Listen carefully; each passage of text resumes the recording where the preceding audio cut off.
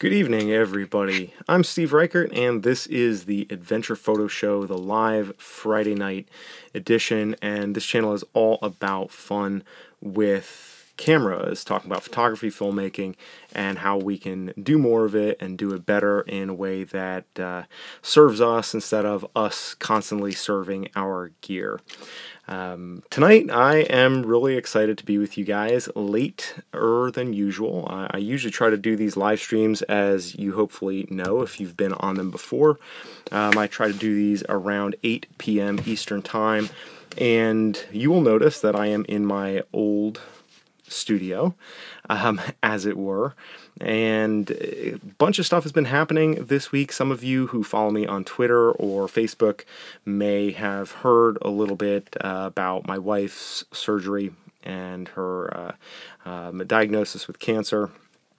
And not to raise alarms, we've actually kind of come through it, and we decided to wait before we started talking about it publicly.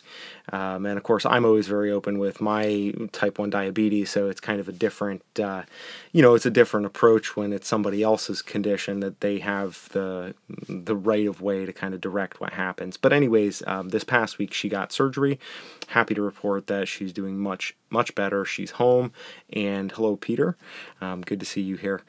She's home after having surgery, and she is on the mend. So we're very excited, very thankful. A lot of folks that have commented on various social media channels have been super supportive, thoughts and prayers, good wishes, all of that. And it's been very stressful. Of course, my wife Stephanie had surgery for some cancer that she had, and hadn't told a bunch of folks, so this is kind of news. Just really posted about it yesterday for the first time on Facebook, and of course, figured I would tell you guys here tonight on the live stream. So anyways, that's part of the reason why I am here in Massachusetts at the old studio. Good evening, King Yuzi. Good to see you here as well. And that's also part of the reason why a little bit late tonight, because Stephanie was just coming home and we're getting her situated, and so all the stuff that I was not doing because I was at the hospital with her all week, I was kind of catching up on tonight before the live stream. And then baby needs to get put down to bed, and then gotta run out and grab some Tylenol and all that stuff. But anyways, good to see you, Colonel Johns. Thank you for the good wishes from Australia. I'm very, I definitely not something I've talked about, because she wanted to really kind of keep it more under wraps until we kind of figured out what was going on.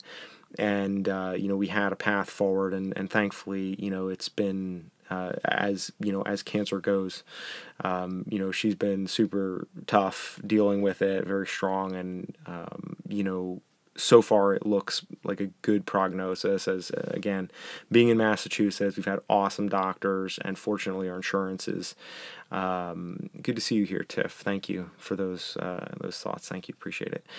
Of all the places that this type of thing could have happened, given the places that we've traveled to and where we've been in our life, and various other places that we've lived in the country. For example, if this had happened to us when we were living in Utah, and I love Utah and I hope to live there again when I have more money, but we would have been completely ruined financially. And because we're in Massachusetts, the insurance is better, the healthcare is, right on the ball. I mean, she went from diagnosis to surgery in about a month. It was just like bang, bang, bang, and like top-notch doctors, Beth Israel Hospital up here. And so, it's definitely, it has been stressful for us, certainly, as you would expect that type of thing to be. But compared to some, situations that I've seen other people go through, I think we've been really blessed, really fortunate, and it's been something that we're dealing with. And this is very new for me too, because I don't really know a lot about supporting another person who has a medical issue. I'm used to being the one with a medical issue, telling people how to support me, or telling people that I don't need their support and I'm totally fine, which is so it's funny kind of being on the flip side of that, trying to work, talk to somebody else that's that close to you and be like, hey, look, like, you need to let me help you, because when, like, I don't let anybody help me. So I'm a total hypocrite. But do as I say, not as I do. Anyways, guys, this evening I am really excited to, be chatting with you guys. I have a couple of things that I wanted to talk about. Gotten a lot of questions about cameras, some camera gear, and I may get to one of those questions. I got an email, if I can just look it up here, and I'm like sitting on a fitness orb, so I'm a little bit lower in the saddle than usual, but I managed to like get some diffused light here, so this isn't the worst thing ever. But I've had some questions and, about kind of lenses and stuff to get and just some budget options. And I've been on a kick recently, as some of you may know, where I've been really enjoying the vintage lenses.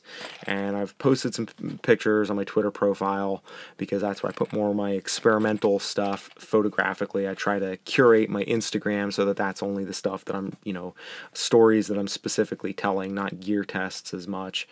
And I'm at Living Vertical on all of those channels, for those of you who may not follow me at this point.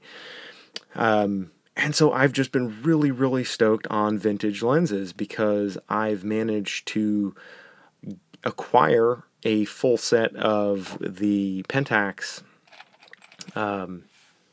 I believe the Asahi lenses, and I may be saying that totally wrong. Tiff, I know you have one of these lenses, and some of you other folks here on this stream, you may know of them and might have better pronunciation info, but it's just blown my mind how awesome these lenses are, and for the price.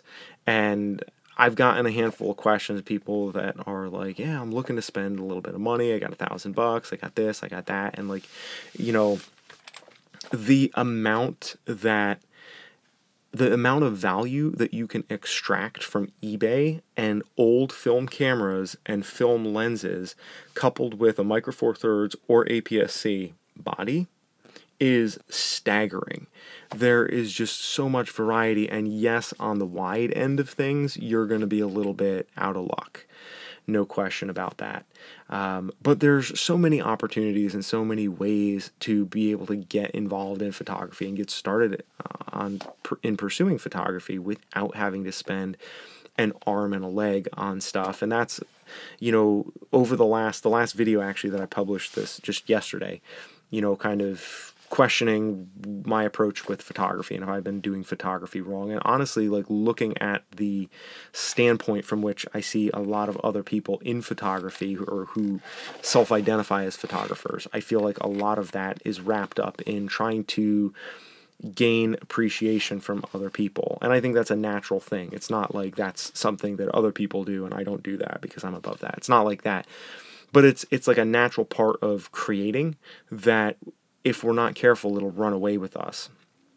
And then there's kind of that other part of it too, that's like the technical stuff and, just always worrying about the, the sharpest image and the brightest and like, the technical things that make good image quality, but don't really do anything to address the quality of the image itself and actually saying, something with your work. Good evening, Daniel. Glad to have you here. And these are kind of two things that are, that are definitely part of photography because we want people to appreciate our work. And we also want to have gear that's good. And for myself, and I know some of you as well, like, I just like cameras. I like the feeling of holding a camera. There's something I love cameras. If I could get 50 times better image quality, like with my phone, I would still carry a camera around because I just like them as things. They're awesome little objects. They're just nifty gadgets. And I like old cameras because they're heavier and I love the feel. And that's another thing, another reason why I love the the manual lenses by Pentax, and I'll talk about that in a second. I had a question pop up here. Manny, good evening. Would love to hear your question, assuming it's a serious one and that you're not a troll, which I don't usually get trolls. Would be happy to answer. Very good. Well, thank you for that. That sounds like an interesting personal taste, no pun intended. But anyways, as somebody who appreciates cameras and as creatives, we are aesthetically driven, right? There is a certain nature to which, some of what we do is superficial, but it's occurred to me recently with how much value I've been able to extract out of vintage lenses that are created or that were created decades ago for film cameras, how much value there is there, and how many times, like, I just kind of randomly started exploring that and started checking it out. And that has really given me some interesting insight. And so in answering questions that people have been asking me recently about, buying cameras, buying lenses, I have been really amazed at my first response now is like, get the cheapest body you can in Micro Four Thirds or APS-C, depending on what your needs are, but save a bunch of money and, get an adapter and get some vintage lenses. Because if you can get past the idea that you have to have autofocus, and that fast autofocus even is the harbinger of or tantamount with value in a camera, and you can get good. And part of the thing is, like, you can definitely get good if you practice with manual focus to the point where I certainly can't give time comparisons and say, like, you can get, neurologic response, which I probably will be able to do as I go through nursing school and study A&P a little bit more. I should get better, synaptic responses and understanding how we can compare with manual focus to autofocus. But just using manual focus, like, it's not that bad. And so many people are so afraid of using manual focus as though it's going to as though it's going to ruin their shots or ruin their images. Because I've said many times, like, I think that, when you speed up, it gives you the ability to see in between moments. And that gives you a new angle, or that creates new opportunities for new experiences and photos for you to capture. But when you slow things down and become more deliberate, it does the same thing. And we tend to think from a technological standpoint, that we always have to go faster in order for it to be better, but there are many different ways to go deeper, because deeper ultimately is what winds up being better. And I found that just playing around with some of the vintage lenses where I have to shoot fully manual, there definitely are shots that I miss that just irritate the living hell out of me, where I'm just like, it just drives me nuts. And, you miss some of these shots and that sucks. But the ones that you nail, number one, it feels way more rewarding. And I feel like the quality of shots, even the ones that I miss focus by a little bit, the quality of the images and my timing and my sense of the moment, it's way different and way better than when I'm just kind of spraying with autofocus. And, I've seen that develop even a little bit, just using that more over a couple weeks. And I would assume that, like most things, given enough time and effort, that trend would continue. And Tiff, you make a great point, being used to the manual focus from video. And it's funny how, and also Daniel, yeah, great point, focus peaking on so many of the mirrorless cameras, especially the focus assist on, well, the Panasonic and the Fuji cameras. And having gotten used to that manual, and King Uzi as well, for video, it's made me a lot less afraid to try manual focus for stills. And then trying manual focus for stills has made me realize that, oh wow, not only is it not that bad, it's actually really good. It makes me think about things differently in a much more enjoyable and, I would argue, deeper way. And it also has unlocked a world of lenses to where now every time I see a film lens or a film camera, I'm like, I wonder what that would do if I put it on a Fuji body. And, I've been shooting Nikon lenses, Pentax lenses on both my Fuji and my Panasonic. And some of those lenses are, really nice lenses. Like, I've been shooting the Nikon 105, which is a $1,000 lens. That actually, it's my wife's lens. I bought it for her for Christmas a while ago, and then I wound up using it. Wasn't sorry how that worked out, but You know, even some of the other, like the old lenses, like the old 24, you know, it's hard to find stuff on the wider side, but even still, like with the Rokinon lenses, you know, you can get those at the wide end for like $200 or $300 for one lens, and then the rest of them, you know, you spend maybe $150, $200, and you can get, you know, you can get some really quality stuff.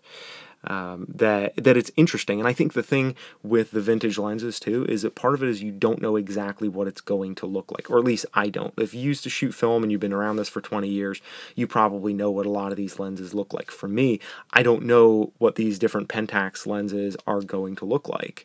I mean, I've kind of done a little research on Flickr and kind of going in and saying, all right, you know, I'm going to choose, you know, of the 35, I'm going to get the, you know, I forget which one I got. I think it's the 3.5 that I got.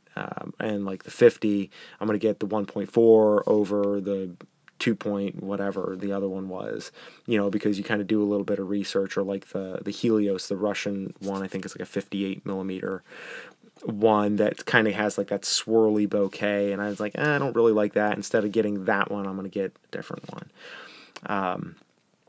Yeah, and I always get the that's like the hardest thing. It takes me like a half an hour to get the manual focus to where I'm turning it in the right direction to go focus closer or farther. That's absolutely part of the deal. And I think it's different on different lenses too. So that can kind of be a little bit challenging. But yeah, just like having that surprise factor is awesome, you know, because I like not knowing exactly what my lenses are going to do. So let's see, let me read through a couple of comments. I stole Manny Rosenberg. I'm not really sure if you're trolling or what your deal is. I'm generally, I don't suffer fools gladly, but I also try to reserve judgment a little bit just to establish whether somebody, you know, is just trying to be an ass or not. At this point, I would, you know, it seems like you are, but I can't tell that for sure, so maybe you could clarify a little bit. I don't know what you're talking about, that photographer. And let's see. Hey, Lauren, good to have you here. Yeah, probably. Tiff says, I would probably not have gotten the 12mm Zeiss if I could use the Rokinon 12mm Cine for my A6 1000. Yeah, that's one of the things that kind of, you know, one of the things that turned me off of the Sony system. You know, and I don't dislike Sony or hate them for that. It's just one of the things that's like, it can be a little bit limiting, but, you know, and the other thing too that I will say, speaking of budget and like number one, the manual focus lenses, the vintage lenses, and like don't be afraid of that. And like so many, and it's so frustrating to me when like I am so excited about these lenses and I want to tell somebody's like, well, I want to get this and this and this, and it's going to be like $1,700 for all of this. I'm like, dude, you could get the same thing for under $1,000 if you just not be afraid of manual focusing lenses. Oh, what was that question there about the Metacon? Where are we here? Carlos, hey, how's it going? Have I tried the 35.95 Metacon for Fuji? I'm assuming that is the Voigtlander. Sorry, I kept thinking John Voight because that's how I always remember the spelling. The Voigtlander 35. I have not tried that yet, and that is one that I am going to save some shekels for because I definitely would like to do that at some point. I've heard really, really good things about that lens, and again, it's another manual focus lens. So, but the things I've heard about it are so good, both for stills and for video, that I'm really eager to try it. But I also have a handful of other the Pentax lenses that I got to put through its paces, and I want to make a video about the you know, the vintage lenses, and kind of specifically for video, because I feel like most people aren't even, you know, considering using vintage lenses for still photography, but for video it's a little bit more of a natural type of thing. Yeah, Norway actually does have beautiful bridges if you want to combine trolling with photography too, which it seems like our friend Manny here is doing. Manny, I would suspect that your name is not actually Manny Rosenberg, but I could uh, be wrong about that. The performance art piece. Well, okay. Yeah, I don't know. I'm not great. I'm not great at, like, super witty comebacks for this kind of stuff. You're gonna have to give me something better to work with there, Manny. Hell, it could be my brother-in-law or my father-in-law. They're both named Manny, and I could see them dropping into heckling me a little bit, just for fun. Daniel said, picked up an interesting lens for my Sony today. Has electronic display for the manual focusing. That is really weird. The Zeiss Batis 85 millimeters. I've heard really good things about that, and I know that Zeiss makes really good glass. I'm not familiar with that lens, so I would have to, hear a little bit more about, kind of what you mean by the digital focusing. I know on the Fuji camera, like the digital, or when you are doing manual focus, and you may or may not know that, but like you can see the little, I don't know if you can actually see that. Yeah, you can see the line kind of going back and forth there, kind of giving you an indication of where it's focusing, or the range at which it's focusing. I'm not sure if that's what you mean, Daniel, by the digital part of the manual focusing. Where was I going with that? Oh, interesting. There is an LCD display. That's kind of interesting. That's a different approach for sure. What kind of, or do you have an adapter for that lens? I'm just curious too.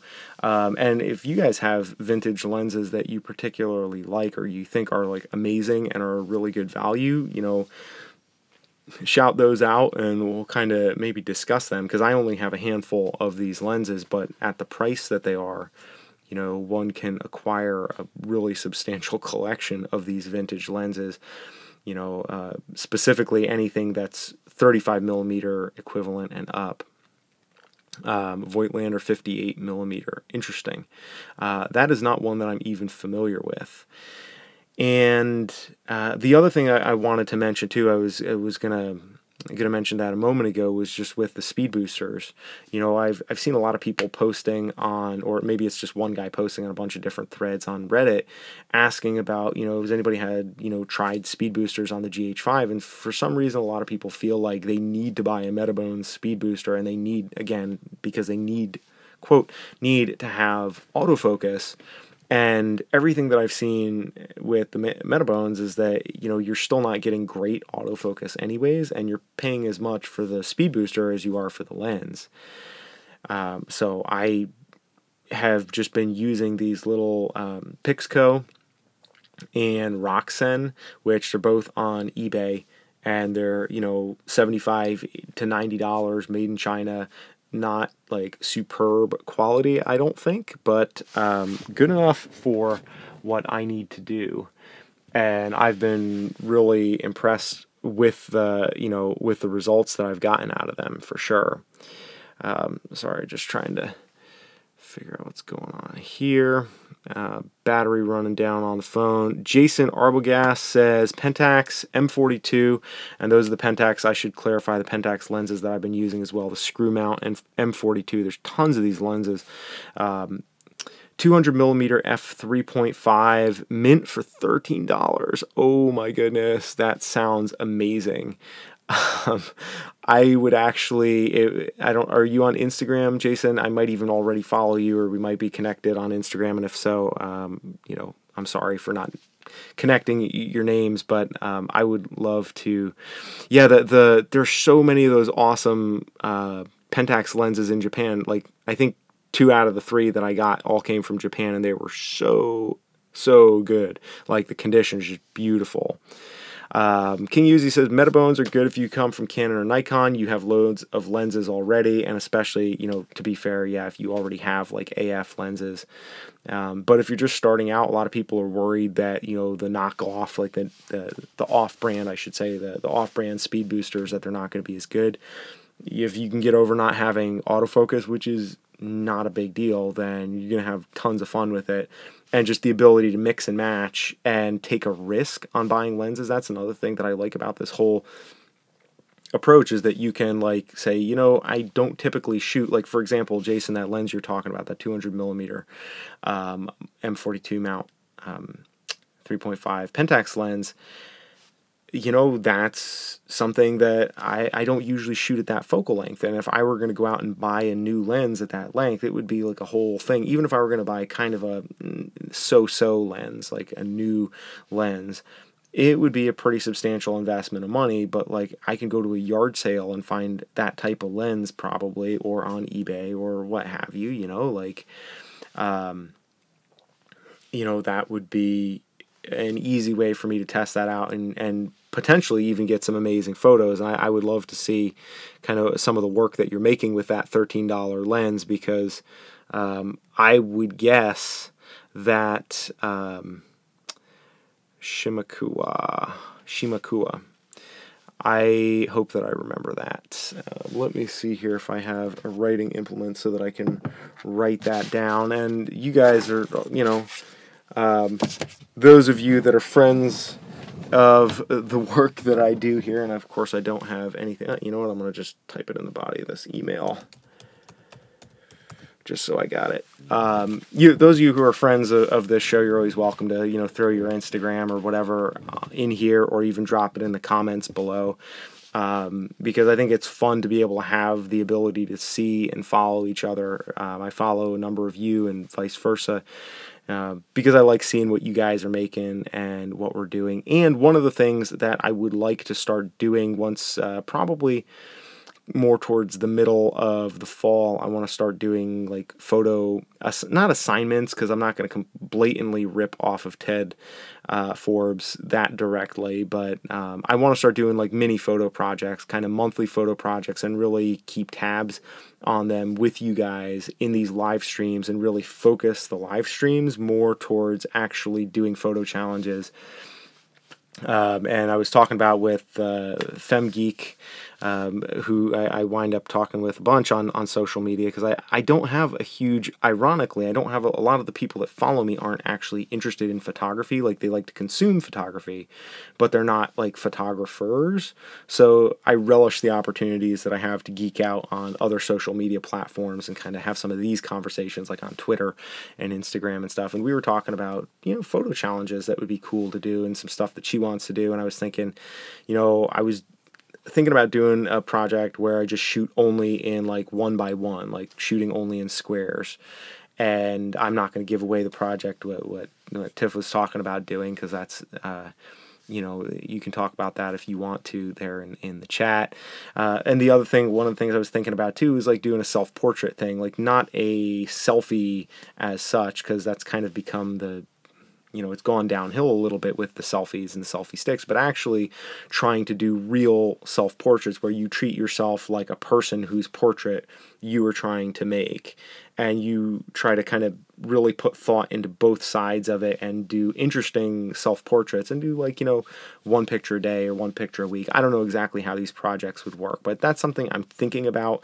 If that's something that you guys are interested, I would love to hear from you about it, either offline, or drop a comment, or here in the chat, or, you know, what have you. But this is an idea that I want to kick around a little bit more as we move forward.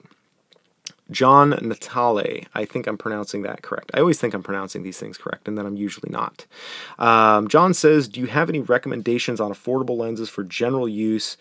Olympus E510 for my dad about a year ago, 70 to 300, 40 to 150, and 14 to 42 lenses that came with the kit.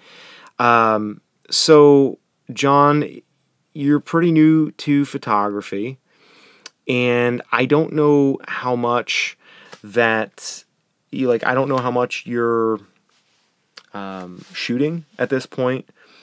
from what I know about the Olympus lenses, and I have a couple of Olympus Prime lenses, I don't have any of their zooms like you have, but from what I understand, the Olympus glass is universally pretty darn sharp, and it's pretty good. When it comes to lens quality, a lot of it has to do more with properly matching what you're trying to shoot with the type of lens that you have.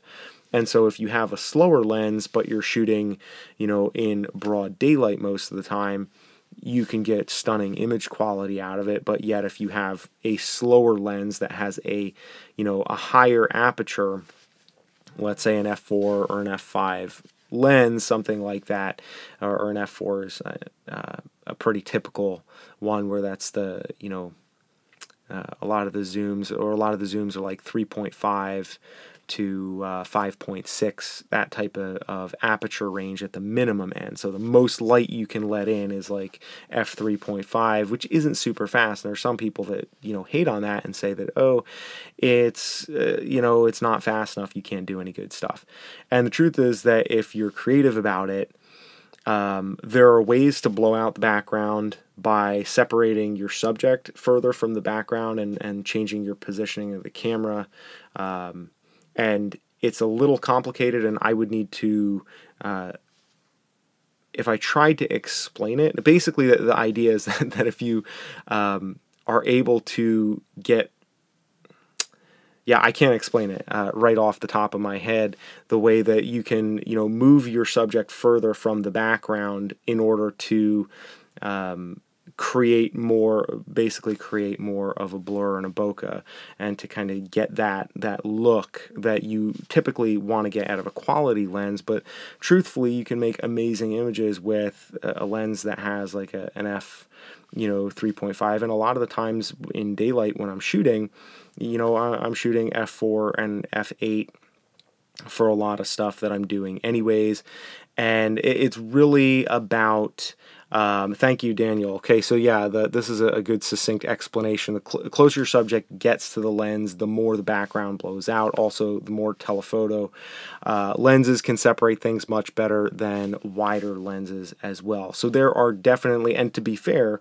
like that's not something that I have really had to deal with a huge amount, because most of the time when I'm shooting people, I'm usually shooting people in the mountains, and so inherently the backgrounds are like across a valley. And so whether I have a lens that shoots at like f1.4, it makes zero difference to me. And actually, to be fair, I usually want there to be some suggestion of the background in there. And like a lot of times people evaluate lenses only on how fast is it, and depending on, hey QA, good to see you here, just back in the old studio for a little bit. And FemGeek, I think what you said is really, that was the point that I was circuitously arriving at, which is that you have excellent lenses to work with. You have a huge range, pretty much anything that you could want to shoot for just about any type of photography. So the question is, what do you need to take out of that mix? And how can you better focus on a smaller subject matter that's going to allow you to really hone in on one thing that you're trying to shoot, so that you shoot more and with greater intention. And then as you do that, you'll begin to improve the quality of your images, learn more about the real limitations of your lens, and also learn about some things that actually don't matter. It's like, again, the more that I shoot with the manual focus lenses, the more I realize that spending a whole bunch of money is not necessarily the end-all be-all, because I can do a lot of the same things that I can make images that make me really happy and that work great on lenses that cost $30 on eBay. And it doesn't mean that that's true for everybody, but the more you shoot and the more you develop your style, the more you can say, okay, this is what I need to buy. But I mean, it sounds like, and I forget exactly what lenses, because I have terrible memory and I get distracted reading other comments.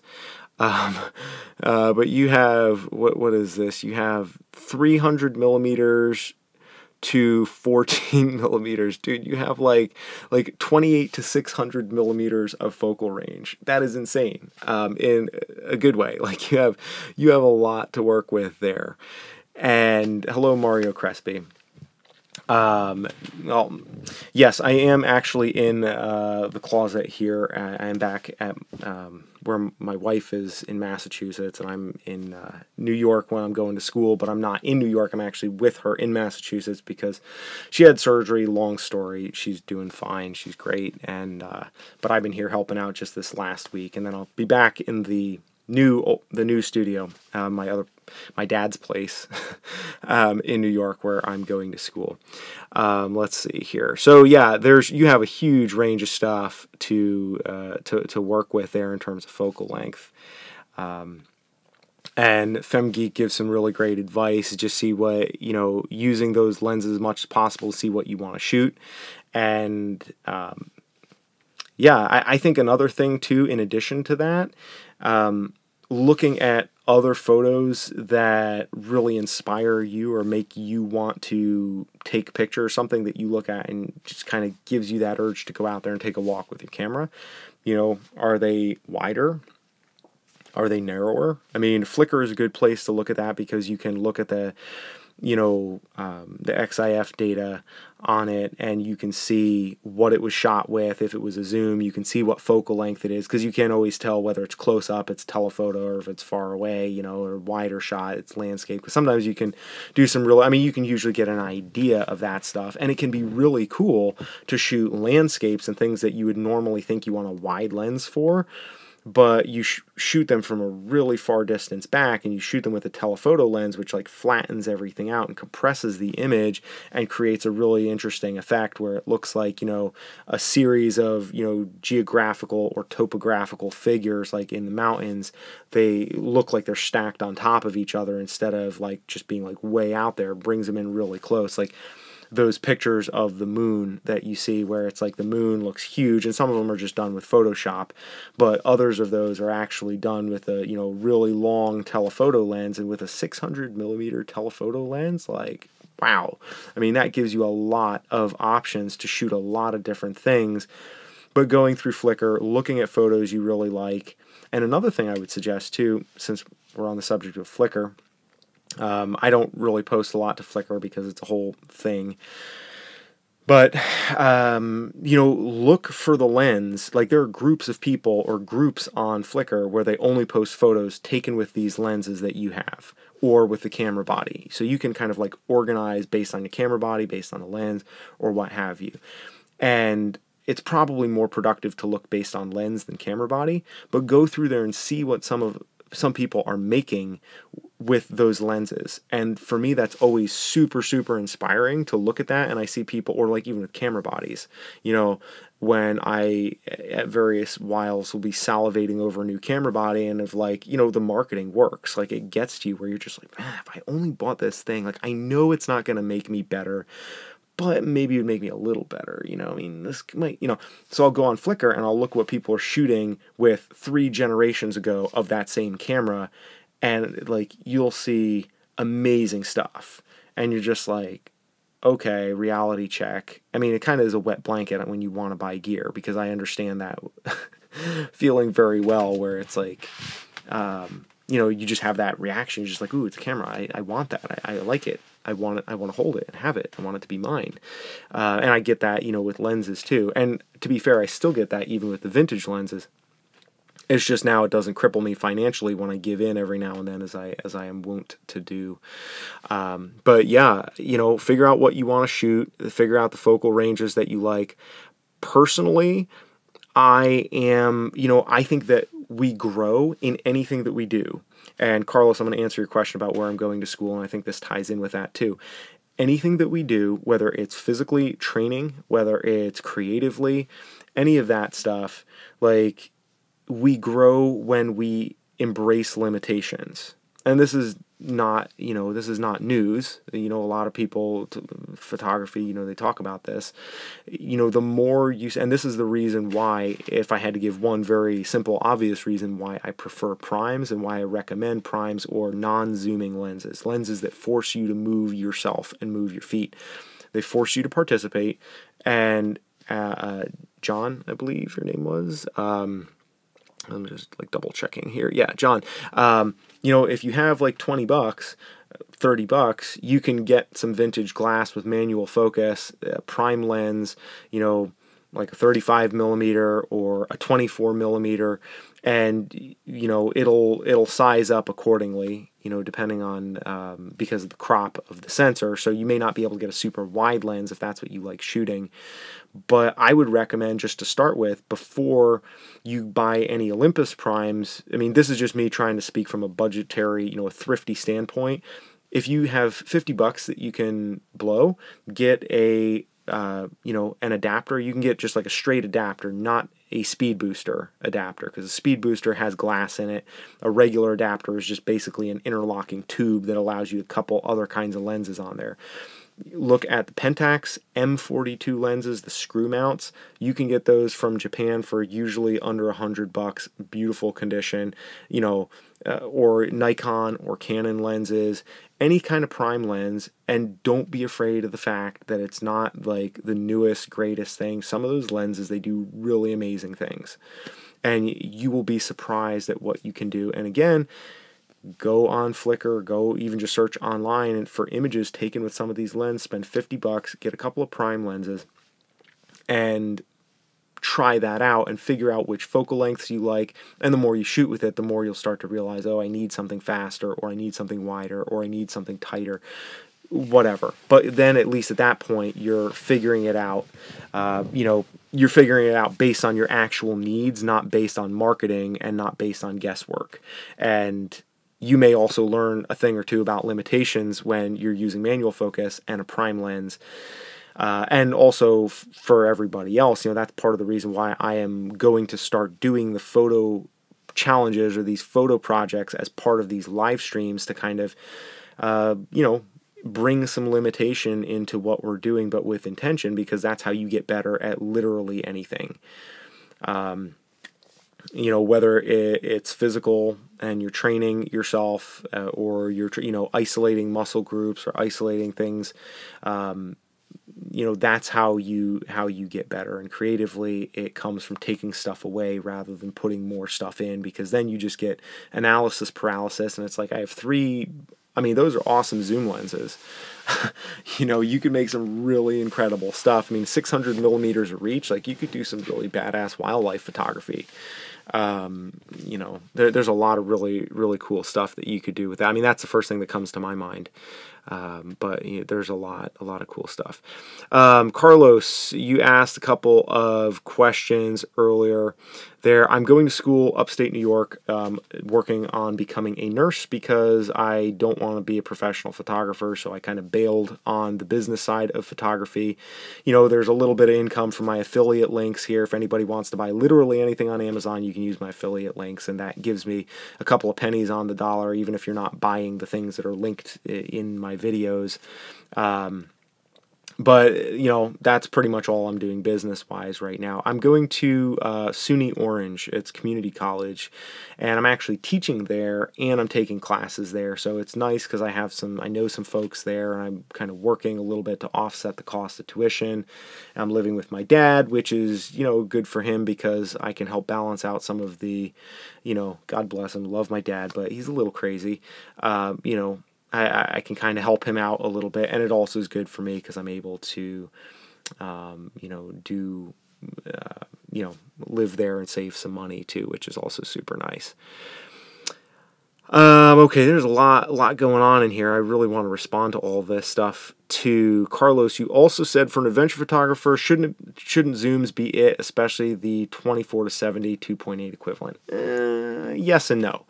So it's funny that you mentioned that 2.8 to, or the f2.8 24-70 equivalent, because that is the lens that I had on my GH5 on one of the climbing routes that I did in Canada a couple weeks ago, and I shot a whole bunch of stuff with that, both video and stills, and it was a really awesome story, the whole thing. The way that particular day came together, and I'm going to tell that story as like a mini documentary here on the channel in the next couple of weeks or so. I want to get to that. But it was also the first time that I had taken the GH5 and shooting both stills and video with Micro Four Thirds, and with one camera, doing both interchangeably while climbing, like technical face climbing. And number one, the GH5 is burly. That is a burly camera, and I was super impressed with it. It did yeoman's work. So impressed with the camera. And the 24-70 absolutely is a really fantastic, it is a fantastic lens for adventure type of photography. At least it's definitely a lens that one would want to have if you're primarily doing climbing photography. Because when you're doing climbing photography, you're typically fairly close to your subject. If you're climbing as part of a team, you're on the same wall. There's only so much distance you can create between you and your subject, right? So you need to be able to show the background and the scale, and kind of having that wide angle really helps, but you don't want it distorted and like funky looking, because then it's unrealistic. So if you get too fish-eyed, it's not good. The 24mm equivalent is right on the money for a lot of that. However, one of the things I found is that I actually shot a video. The next video that I'm going to release is one where I'm testing the X100F. Where did that go? My gesturing camera that I hold for effect, so that I'm a photographer. We're lawyers. I don't know if any of you guys watch Always Sunny. Was it Uncle Charlie? Yeah, just put your hands right there. Just that's for the website. Get a couple shots for the website. That's how I always feel gesturing with the X100F. But to make a long story excruciating, instead of doing a vlog where I would like bring everybody up the climb, I did a vlog approaching the climb, and then said, all right, I'm leaving you guys here because I want to tell the rest of the story in still images instead of using video. Number one, because I didn't want to drag the GH5 up, but number two, because I wanted to try some limitation. I wanted to try a lens that was going to make me frame things differently. A 35mm lens, I love when I can shuffle around and I have a little room to move with my feet. But climbing-wise, it's a little bit cramped. And so I really had to rethink the way that I was shooting the photos. Excuse me. And instead of shooting sort of the generic, not that there's anything wrong with it, the generic climbing photos, which is kind of like up and to the side and like, those angles, which look really rad, but having a different angle to work with, it forced me to shoot things from a more detailed standpoint and to tell a story in smaller pieces and break it down, because there weren't very many options where I could use that 35mm equivalent focal length and get like the wide shots that I wanted. Like there was a couple places on the summit and a couple places on the approach, like at the bottom when we're hiking in the valley, where even with 35 I could get a lot of beautiful scale in there, but it wasn't like with the 24. And so to answer your question, yes and no.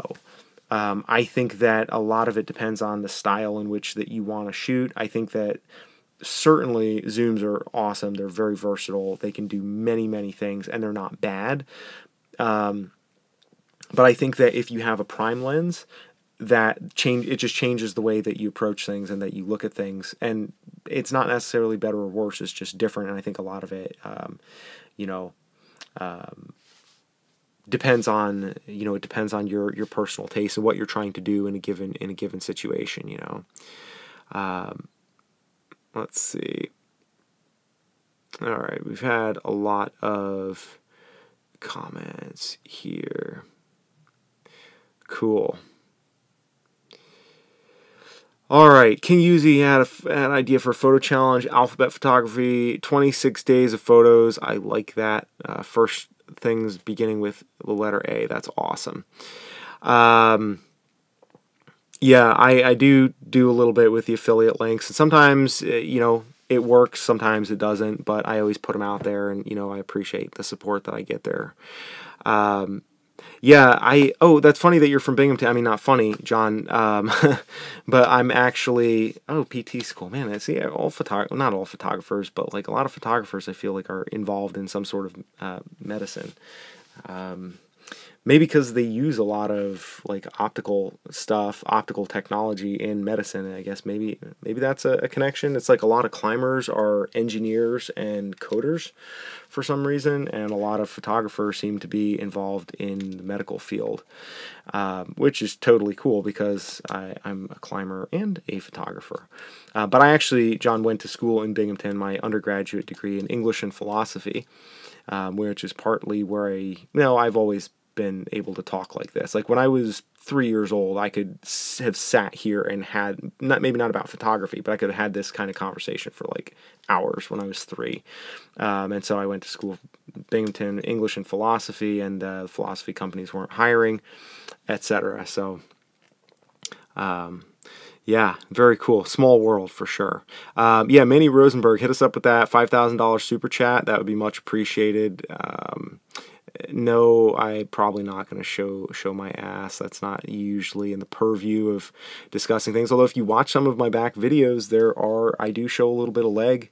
I am decently lanky, and when I wear shorts, even those that are meant to be a little bit longer, typically I show a little more leg than most people because my legs are longer than most people.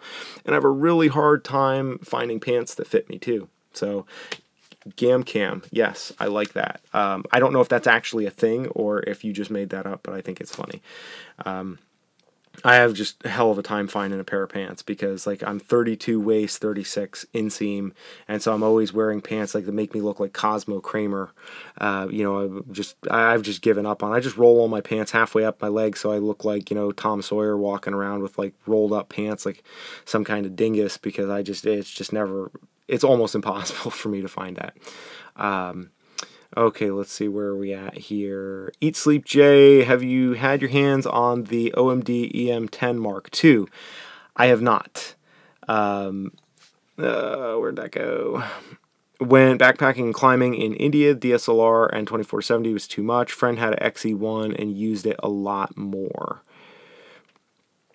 Seth Mead, yes, I am in my wife's closet. For those of you who are tuning in wondering, last week I was in my studio. This week I am in my wife's closet because I am visiting home because I'm away at school, which is where my studio is, and I'm visiting home because my wife just had surgery. Check out the Facebook page if you want information on that, about what happened with her surgery. She's fine. Wasn't an emergency. Well, yeah, I guess it was an emergency surgery-wise, but, it's like it's taken care of and it's good, but kind of had to make do with what we have here back at the old studio. So yes, I am in my wife's closet. And oddly enough, this is where I've done all of my recording most of my recording and most of my videos for a long, long time. It's got great acoustics, even though the visual part of things isn't super good. Yeah, Eat Sleep Jay, definitely agree with what you're saying about finding that balance with the cameras between size and so-called quality, because some of my favorite images that I've made have been with the Sony. Yes, I know a lot of people hate on Sony who like Fuji, and a lot of people follow this channel like Fuji because that's a lot of my videos that have kind of ranked, but I just like cameras, honestly. I don't have anything against any of them. Yeah, QAnon, no offense, but I'm just not, I'm not doing videos here. This isn't my studio anymore. I'm not, my studio is typically elsewhere, and so I'm just not, not for live feeds. I'm not going to be putting up white sheets here in this one, because this is just kind of like a run and gun temporary setup. So, and it's long story, but this was just kind of getting everything to this point tonight was it was a bit of a act of God getting to this point. So minimal effort. Well, I shouldn't say that. It's not minimal effort. Actually, the fact I have, like, I got a diffuser up here, like a proper circular diffuser, which I don't want to touch it because it's balanced on like clothes that are hanging on either side, and I have the reflector taken off of the diffuser that's on this side here hanging, and so it's like it's actually substantially rigged just to get the light situated without putting any sheets up. But we all talked about kind of some impromptu lighting setups. I got some more LED lights to exactly Gorilla live stream, correct. Got some LED lights, but those went to my dad, so I don't have them today. But I'll be back in studio next week, and I'll probably be back here back and forth because I come back and I'm always back and forth. But Closet Chronicles, yeah, this is the lifestyles of the not so rich and famous. No, this has nothing to do with R. Kelly, Manny. Although I have watched the R. Kelly videos, the Trapped in the Closet, and it's hilarious. And also, the whatchamacallit, the South Park rendition of that. Okay, where were we? Yeah, it is a small world. I have heard, just responding to John there, Eat Sleep J, looking at getting the Olympus OMD 10 Mark II. I heard about that. I think that's the new one, or is it the Mark III? I heard about it on the Photo Podcasting Network. Great podcast, no affiliates or connection with them, but the We Shoot Mirrorless podcast is super good. They give a lot of really good, solid information if you like listening to that stuff. And they were talking about the OMD EM10 Mark III, I think, and the Penny 20 1.7 for traveling and pocketability. I don't really know. I haven't shot with any Olympus cameras. I know that they're really good, and I know that the people that like the Olympus really like them. For me personally, I just like Panasonic, and I also dare not buy any more cameras because I'm on an austerity budget right now. But yeah, it's I think that would be an awesome setup. And what I was actually starting to say before I got sidetracked there was that I have gotten a lot of pictures that I really, really love with the Sony RX100 Mark IV. And if you're just shooting stills, even the Mark III, because the Mark IV and the 3 to the 4, really they just upgraded video spec. So if you're not shooting video, you don't really need that. I don't think, and I talk about, portable. Of course, whatever you gain in pocketability with the RX100s, you also lose in battery capacity. So you have to carry, in one pocket you have the camera, in the other pocket you have like 17 batteries.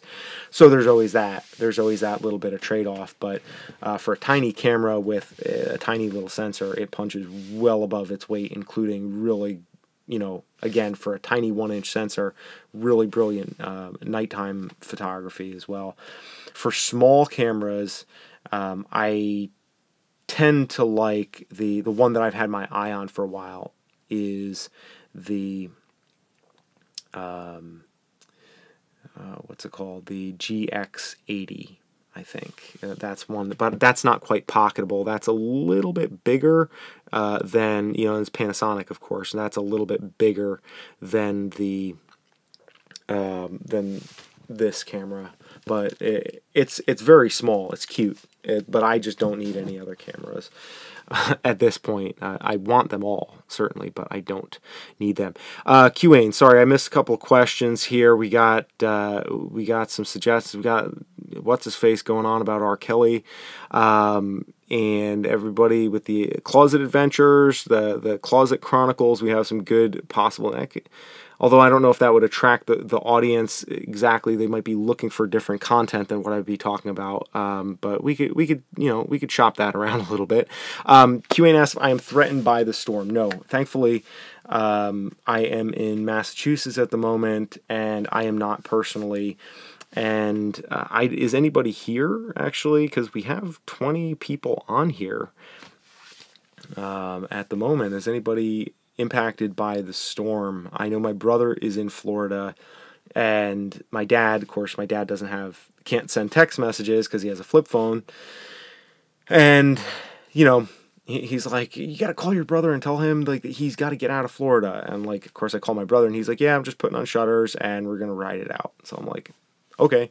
I don't know what I would do in that situation though, because it's you know, but he's on the Gulf side of the state of Florida and the Panhandle.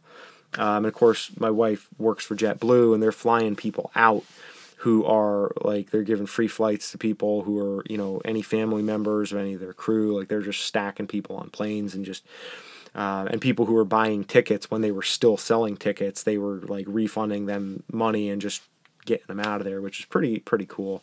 You know, seeing some of the people and the organizations and the companies, like, you know, pulling together in this time. And yeah, the Gulf side is not safe to be on either, but it should hopefully dissipate some of the, you know, some of the winds a little bit. Thanks, Eat Sleep Jay. Great to see you here every Friday, as close to 8 as I can get it Eastern time. You know, that's what I do here. And guys, anybody who isn't, you know, who hasn't checked in, or I don't know you, I love hearing from you guys. I love questions. I mean, I even tolerate mildly, I mean, like, Manny's kind of, you know, a little bit distracting, but not the worst troll ever. He's not belligerent. I've gotten much worse in the comments. That's not an invitation for you to, you know, escalate things, Manny, just for the record. But since you're here, I'm gonna, you know, I'll be polite. Subscribe to the channel. I would love to have you guys here, and I would love to hear from you guys who maybe haven't chimed in or haven't said anything. Yeah. See, I try to give everybody an equal opportunity, even if they're a little bit irritating. You know, I understand, like, this is a big tent approach here, what I try to do. And QAnon also mentioned that you are 6'6", so you understand what I'm talking about there with the long legs. I'm about 6'4", so you got a couple inches on me, but I'm also I'm proportioned like an orangutan, like I'm a simian archetype. I have, so my ape index, my arms are like 6 inches longer than my height. Like, my wingspan is 6 inches longer than my height. So yeah, let's see, where are we? Now that I've talked about my proportions and the hurricane a little bit and JetBlue, that's kind of what you missed. Peter, we were talking about, yeah, so you're right. You did you missed a decent amount, but basically not being afraid of manual focus, because you can get awesome value out of prime lenses, the importance of refining your style, and being able to, oh, okay, never mind, sorry. So you were actually there. Okay, cool. Cool, community collaborations, or I think I got that right. Sent you an email. Appreciate it. Appreciate having you on here. Yeah, as a climber, it works out pretty well, because I can oftentimes, like, reach past stuff that other people can't. Like, when I used to work in a climbing gym, I used to set routes, and so I would arrange the holds on the wall, and so they would be way too far for other people. So the rule that the other climbers made was that if I was going to set a route, I had to be able to touch the next hold with my elbow, so that, like, other people would be able to fully extend and reach to it, and it actually worked out pretty well. Yeah, I'm not really built for any sport, because I'm not really tall enough for basketball or fast enough for basketball. I'm not quite, like, small enough for running, not wide or beefy enough for baseball, and I also just, like, don't really love baseball. Certainly not, you know, big enough, stout enough for football. Played soccer.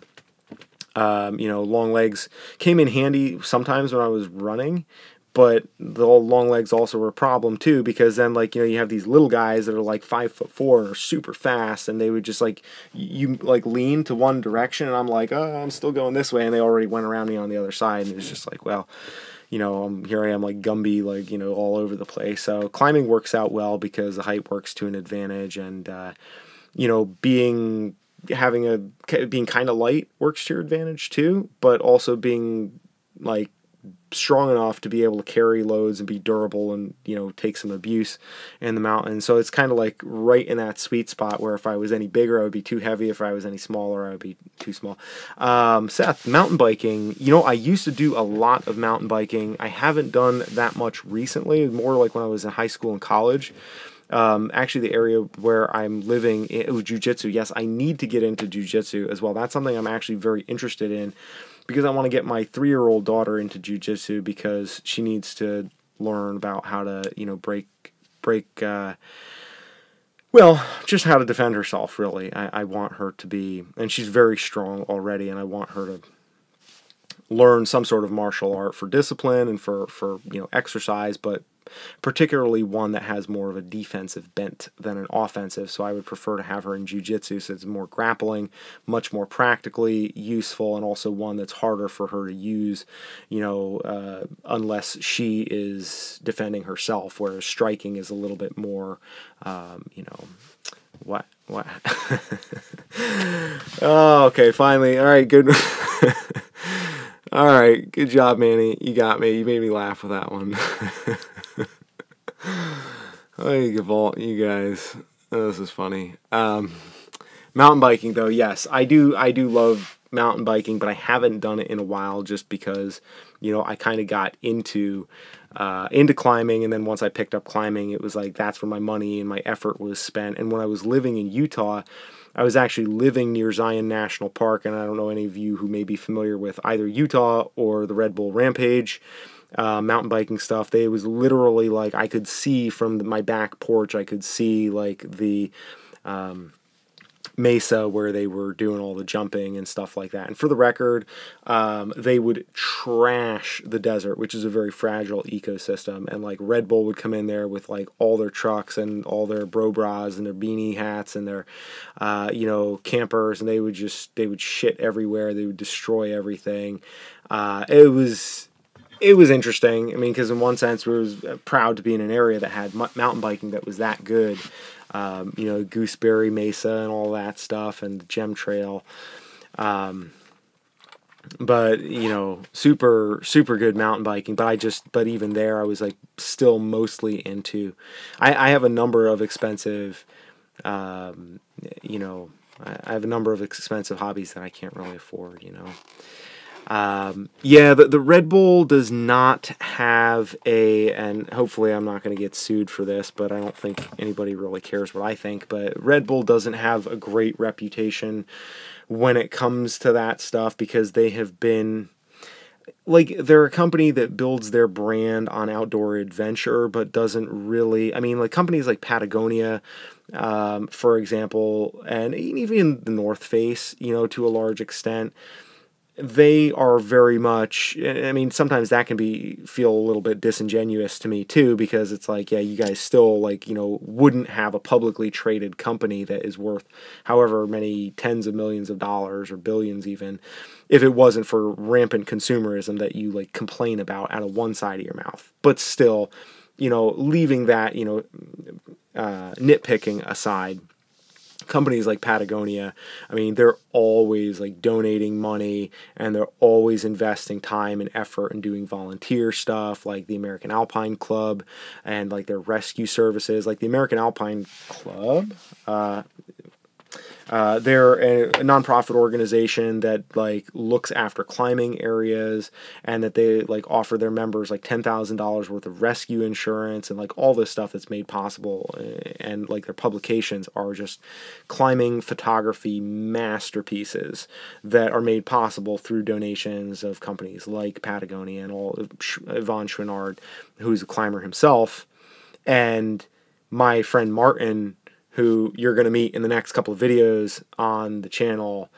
His dad actually mentored Yvon Chouinard, who went on, and Royal Robbins, both of whom went on to start Patagonia, and Royal Robbins had his own clothing. Royal Robbins still exists, the company, but Royal Robbins, the guy, the climber, is deceased, unfortunately, just this past year. That's, I don't know if that's entirely accurate. I'm not sure that, one's ethnicity has anything to do with whether or not you like Patagonia or Gucci, for that matter, man. You should stick to the dick jokes. You're better at that.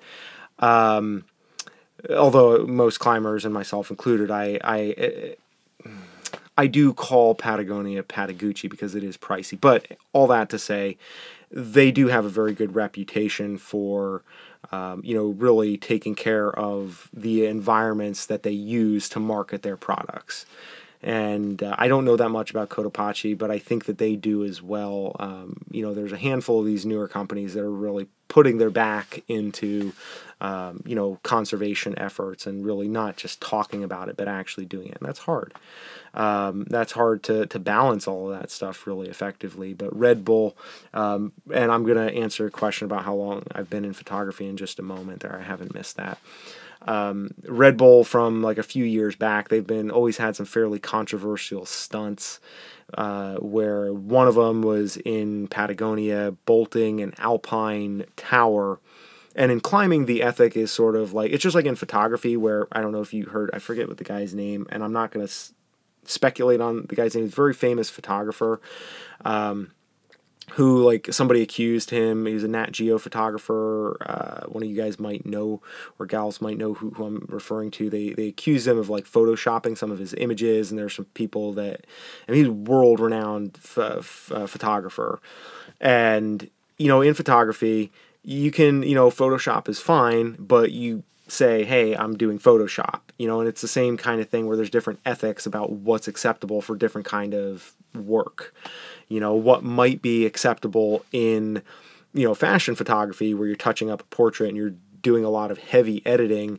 In photojournalism, maybe it wouldn't be acceptable and people would have problems with that.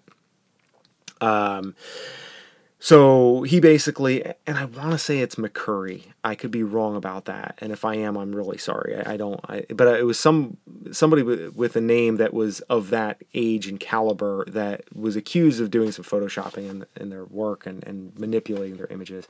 But Red Bull sponsored a climbing expedition to Patagonia, where they went down and they were drilling bolts in, some people say it's a big deal, some people say it's not a big deal. Personally, I wouldn't have done it, and there was also some garbage and some ropes, and this kind of stuff happens a lot. And Red Bull has been, they've been at the center of a handful of those types of things, and so typically Red Bull, I mean, hey, if they wanted to cut me a check and were like, hey, go climb, something in Patagonia, I'd be like, okay, I will try to get good enough to do that, and then I will take your money and go do that, because it would be pretty amazing. So I got, let's see, what was the question I got? How long have I been doing photography? I started shooting seriously in 2012.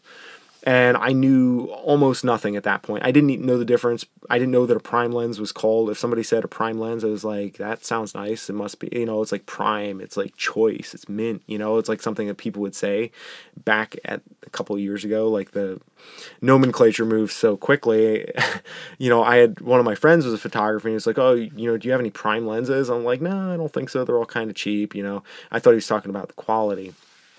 And everything that really I did was just, learning stuff the hard way, a handful of things on YouTube, a little bit of mentorship, and a lot of it really was just copying stuff, looking at images that inspired me and saying, okay, like, what do I got to do to go and get that type of image? And climbing was a huge part of that, because I got into photography as a rest day activity, because when I started climbing, I was climbing all the time, like, just every time. I would take like 6-month road trips, get in the car, just go.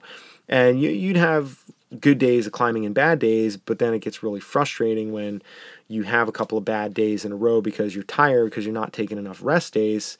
And I would blog and write a little bit about the travels that I was doing, but I didn't really do much with the photographs.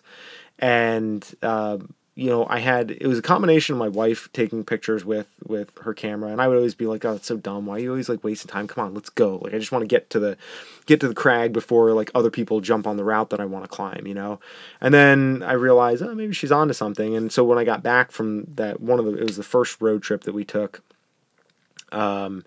in 2008, one of my buddies, my climbing partner, who was taking a photography class in high school, he was 10 years younger than me.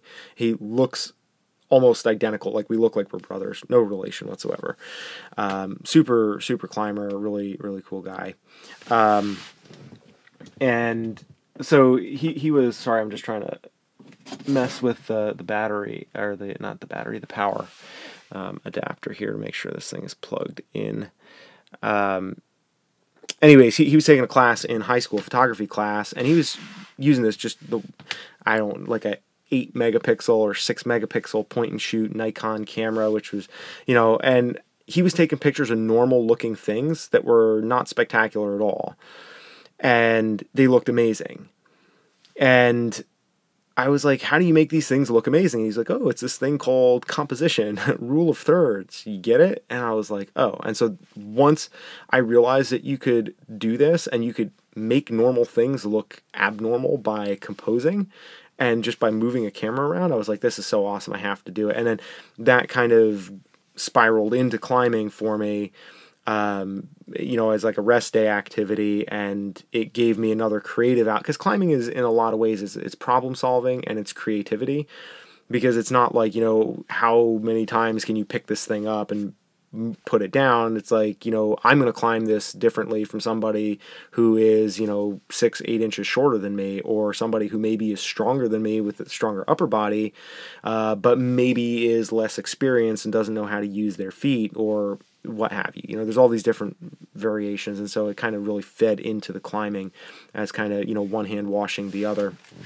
And from there, it's just been, something that I've always, it further directed everything that I've done as I've grown in photography too, because it's given me an appreciation for the experience of photography, where I'm not just trying to like make this picture that's perfect, that represents some abstract ideal. Like, to me, the value of a photograph is being able to say, I was there.